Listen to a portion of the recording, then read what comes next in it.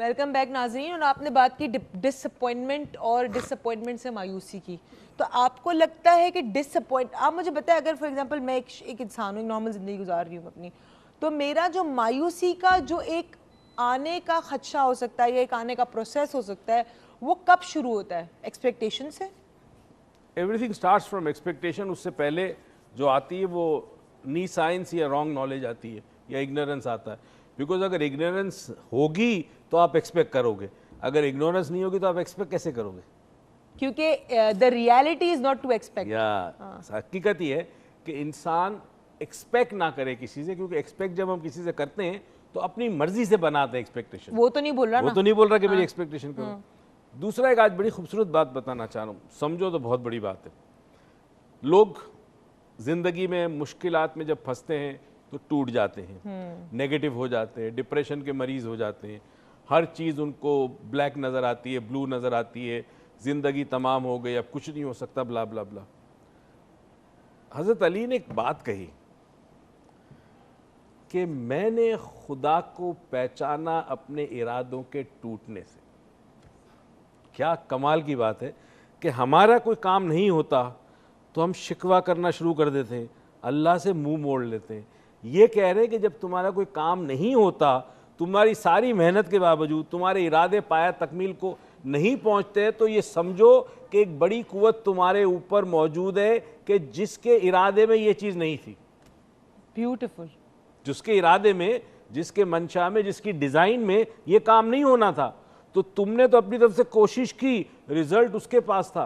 तो जैसे ही इंसान नाकाम होता है और उसको रिजल्ट नहीं मिलता, उसको फौरन अपने रब का शुक्र अदा करना चाहिए, क्योंकि हमें नहीं पता कि जो उसकी डिज़ाइन उसने हमारे लिए बनाई है उसमें इससे बेहतर रिजल्ट या इनाम मौजूद है। ये बड़ा इंपॉर्टेंट एलिमेंट है। दूसरी चीज़ ये समझना ये है कि हम इसको कुफर क्यों बन जाती है। ये असल में आपका जो ईमान और यकीन है उसके अंदर एक लाजमी चीज़ जो है वो ये है कि परवरदिगार आलम एक खैर खा हस्ती है। खैर खा इसलिए कि वो आपकी माँ से ज़्यादा आपसे प्यार करती है, राइट?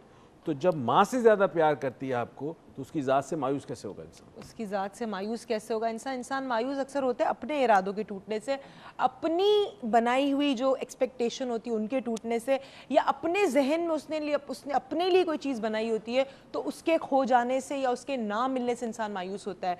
तो आप जो चीज़ अपने लिए सोच रहे हैं वो बेहतर है, ज़रूरी नहीं कि वो चीज़ आपके लिए बेहतर हो, क्योंकि आपसे एक बड़ी ज़ात है जो जानती है आपके लिए क्या चीज़ बेहतर है और क्या चीज़ नहीं है। यहाँ लेंगे हम आपसे इजाज़त। थैंक यू सो मच आप सबका हमारे यहाँ आज हमारे लाउंज में आने का, पार्टिसिपेट करने का। Hope to see all of you again. And आपकी जो डिसअपॉइंटमेंट्स हुई हैं और फिर उसके बाद आप सबने अपनी अचीवमेंट्स भी बताई हैं, और आपने स्पेशली अपना इरादा भी बताया कि आप अपने बच्चे को you would want him to be a cricketer, तो ये ज़रूर इस बात को जाहिर करता है कि इंसान डिसअपॉइंटमेंट के बाद भी चाहे तो मायूस ना हो, ये उसके अपने इख्तियार में। लेकिन हम इस पर मज़ीद कल भी बात करेंगे। एंड आपसे हुई कल मुलाकात, तब तक अपना ख्याल रखिएगा, हमें अपनी दुआओं में याद रखिएगा। We really really love you all and over to you. शुक्रिया बेटा। मायूसी को किस तरह रोका जा सके, और मायूसी को जो लोग दूर हटा देते हैं, मायूस नहीं होते, उनमें से एक शख्स की कहानी बता रहा हूँ, और ये सच्चा वाकया है।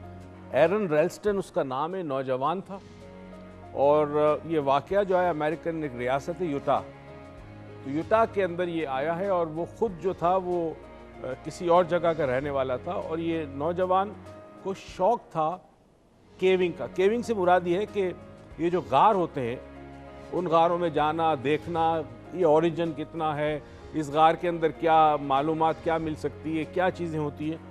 तो लोग जाते हैं गारों के अंदर देखने के लिए, मुख्तलिफ जगहों पे पूरी दुनिया में जानते हैं। तो यूटा की जो पट्टी है उसमें बहुत सारे केव्स हैं। ये वाकया 2003 का है। नौजवान गया गार के अंदर, उस गार के अंदर से दूसरा गार, इस तरह मुख्तलिफ रास्ते होते हैं, सुरंगें होती हैं। अकेला था और उसके पास उसका वीडियो कैमरा था, उसके साथ पानी की बोतल थी, वगैरह वगैरह। किस्सा मुख्तसर कर रहा हूँ क्योंकि ये हकीकत है, ये स्टोरी रियल है, और इस पर एक फिल्म भी बनी है, और उस फिल्म का नाम है 127 days, 127 hours, I am sorry, 127 hours. ये 5 दिन और 7 घंटे के करीब की स्टोरी है पूरा। ये 5 दिन इस शख्स ने एक जगह गुजारी गार में। हुआ ये कि वो गार में गया और चलते फिरते अंदर एक पत्थर ऊपर से गिरा, कोई हिला हुआ पत्थर था, काफ़ी बड़ा पत्थर था।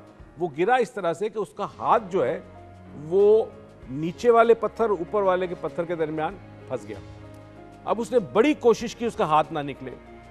ये जिस वक्त ये शुरू हुआ, पहला घंटा, पहला मिनट, पहला सेकंड, ये स्टोरी एंड होती है 5 दिन मुसलसल और 7 घंटे बाद। 5 दिन 7 घंटे उसका हाथ फंसा रहा, 2 पत्थर के दरमियान, हिला नहीं सकता था। आहिस्ता आहिस्ता उसका वीडियो कैमरा, उसकी बैटरी खत्म हो गई। मुमकिन नहीं था कि वो कोई अच्छी बात सोचे, मुमकिन नहीं था कि उसको कोई उम्मीद हो कि कोई मुझे आके बचाएगा।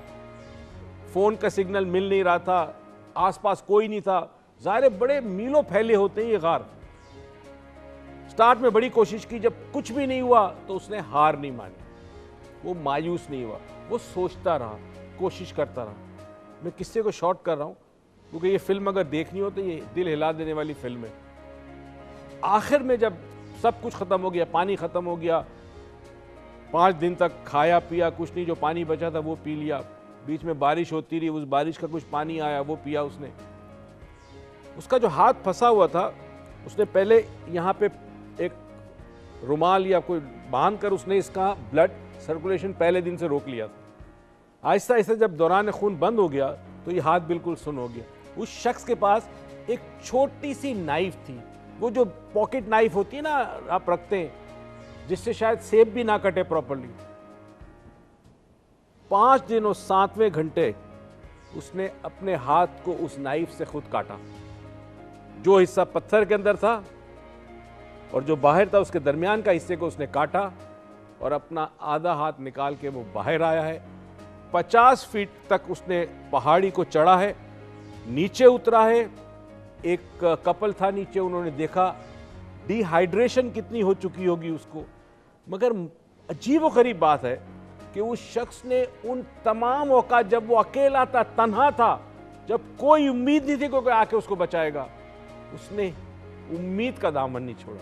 He was never hopeless even for a moment, he kept on struggling. और ये बहुत बड़ी बात है कि अपना हाथ काटा खुद, कितनी हिम्मत की बात है। जहन ने सोचा होगा, बाहर आया, फौरन वो जो कपल था उन्होंने फ़ोन किया, फिर उसके बाद एम्बुलेंस आई, कई दिन ये हॉस्पिटल में रहा एंड माशाल्लाह माशाल्लाह he was perfectly all right. आज भी है, यहाँ से आधा हाथ उसका कटा हुआ है, आज भी शौकीन है, गारों में जाता है, जाके गारों की दुनिया में जो भी कैफियत होती है, जो वहाँ पे राज होते हैं, पुरअसरार चीज़ें होती है, उसको तलाश करता है।